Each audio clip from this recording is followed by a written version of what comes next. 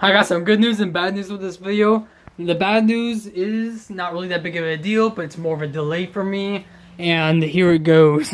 I do have a small coolant leak right here under the intake manifold, which I just removed. It's most likely a hose, because when I squeeze the coolant hoses right here, I can see a little bit leaks dripping down. I can't find out specifically where it is.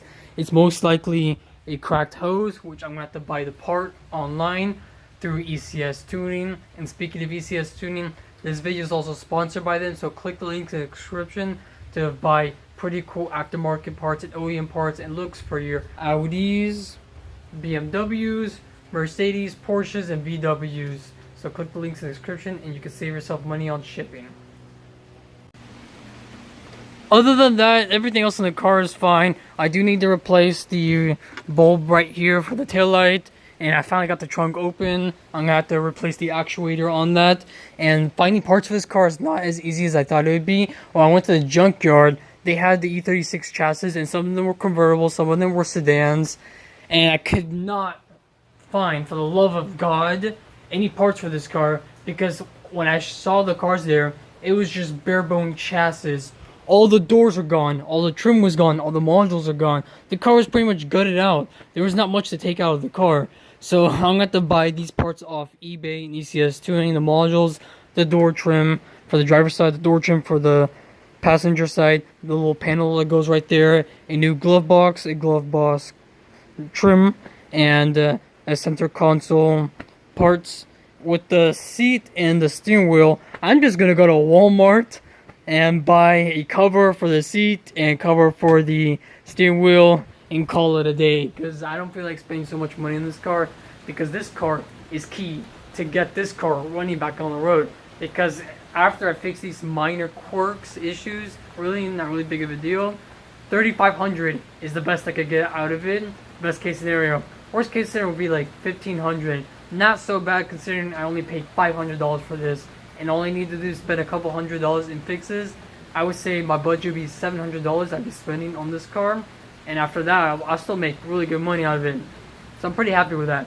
And the really good news is, my forged engine parts for my 2013 Audi A4 just came in the mail yesterday. I'm so psyched to open it again with you guys, as I already had to open it yesterday to show my friend Ariel, the owner of the Euro shop down in Miami, because this is what we're going to be installing pretty soon once I buy the A4 engine. Oh my god, these are so beautiful!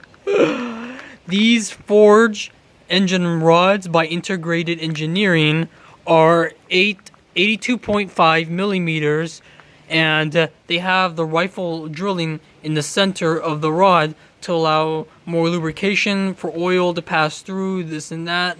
I don't know the specifications of the rifle drilling, but I heard it's really useful. So I got 4 of these. I'm so happy. I'm finally buying car parts again. I can't wait to get these installed. I'm not the one that's going to be installing these parts.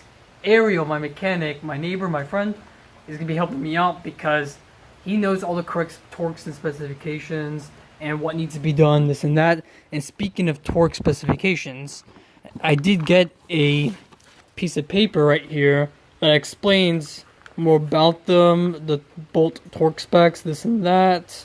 And it even comes with a fastener separately lubricating gel. And I did get a sticker from them. Here's the sticker.